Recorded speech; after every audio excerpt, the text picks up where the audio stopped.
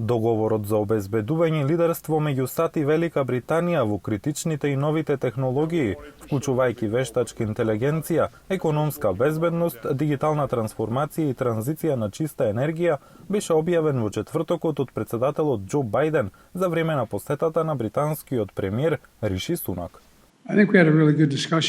Денес имавме навистина добра дискусија за нашите економски односи и започнавме преговори за критични материјали и договор за справување со климатската криза. Така наречената Атлантска декларација ќе ги намали стратешките зависности од противничките сили, рече Сунак. Земите како Кина и Русија се подготвени да манипулираат и да ја искористат нашата отвореност, да ја украдат нашата интелектуална собственост, да користат технологија за авторитарни цели или да ги повлечат клучните ресурси како енергијата. Нема да успеат.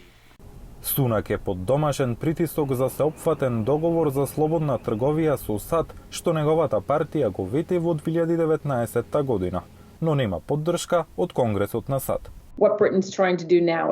Она што Британија се обидува да го направи сега е да заборави на сеопфатните прашања за слободна трговија и да тргне по победи, избрани победи кои не мора да поминат низ Капитол Хил.